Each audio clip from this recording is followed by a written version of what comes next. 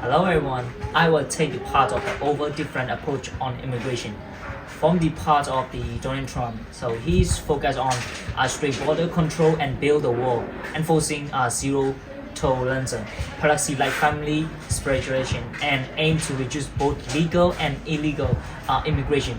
His approach emphasizes security and enforcement. For the other hand, Kamala Harris, she's focused on addressing root cause of migration like poverty and violence, human treatment for immigration and pathway to citizenship for groups like Dream Mahit. Her approach balancing security with compassion and reform. That's it. Hello, I'm Omnino. Today I'm going to discuss about key policy between different Trump and Harris.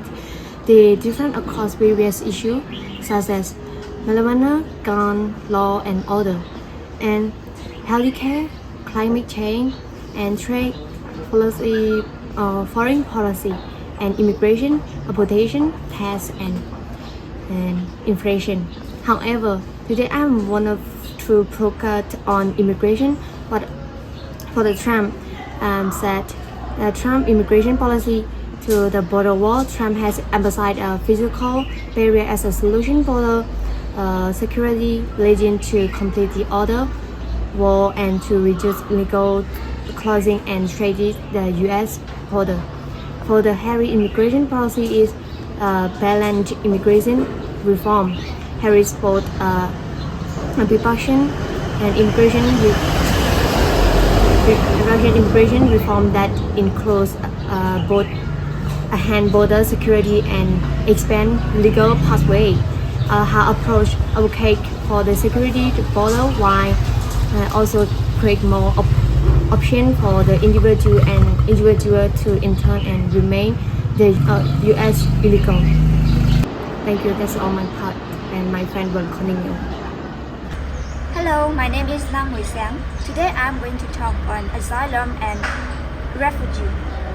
For the Trump administration, he focused on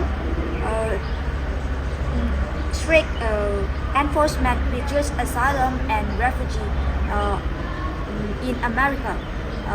And he will suspending a refugee resettlement with entire and introducing new asylum entirely. For the Kamala Harris, she focused on humanitarian and increasing new asylum and refugee into America. She mentioned that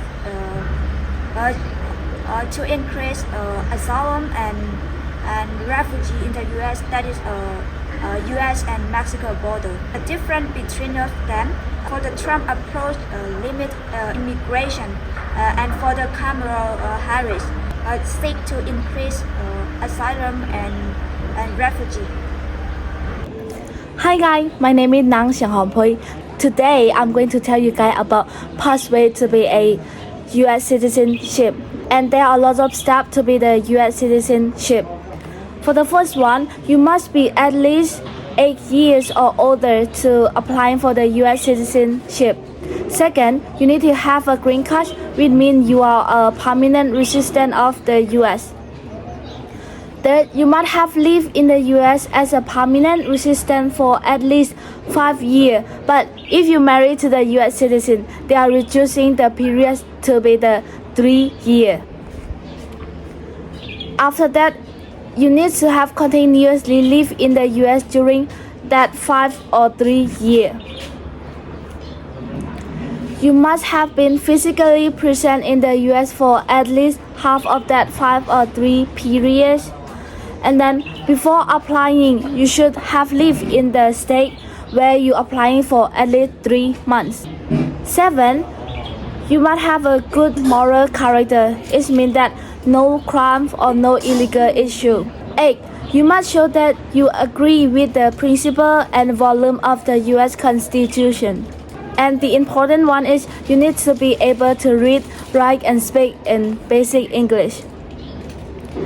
You must have a basic understanding of the US history, how the government works, and important civic principle. 11. Once everything is done, you take and promise to loyal to the US. And the last one is, after completing the process, you will be officially receive your citizenship certificate. This is the 12th step to be a American citizenship.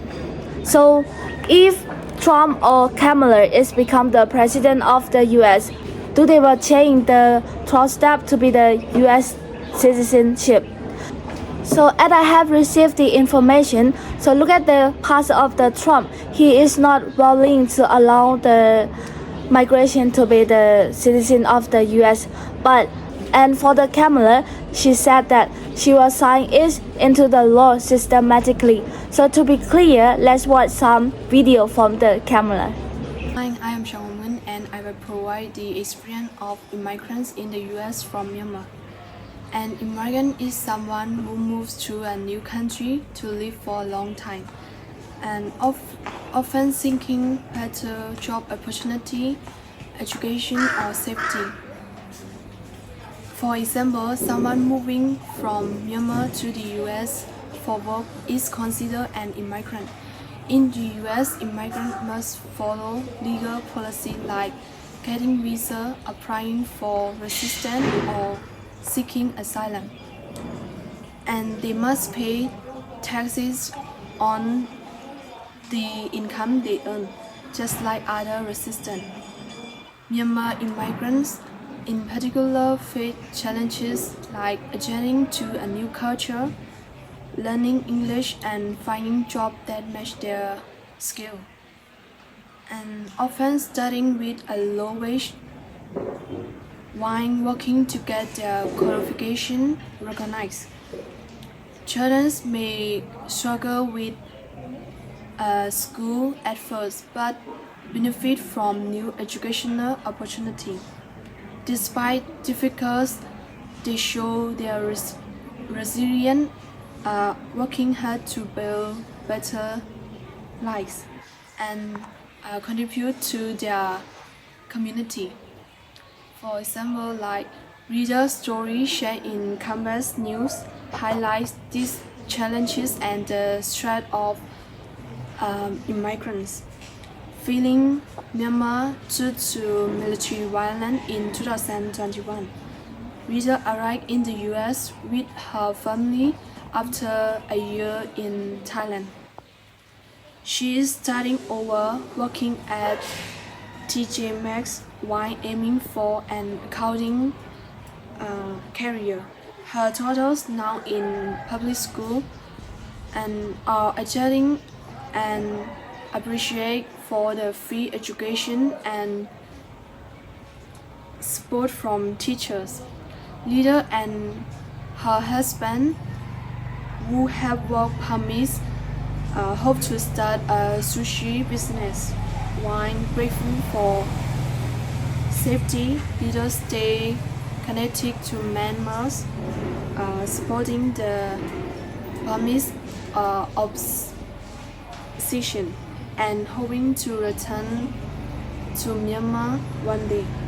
Her story reflects common immigrants' experience like adapting new culture, managing financial strain, overcoming language barriers, and adapting children to new educational system. That's it. Hello, my name is Salano, and as our group have analyzed based on debate between Donald Trump and Kamala Harris for being the new president of the United States, our group more interested on the Trump speeches. There are many factors from Trump's speeches. The first factor is strong base and turnout. Trump has a dedicated base with high voter turnout, especially in key swing states. And the second one is law and order focus. His emphasis on strict immigration, border security, and support for policy appears to voters concerned with safety and crime.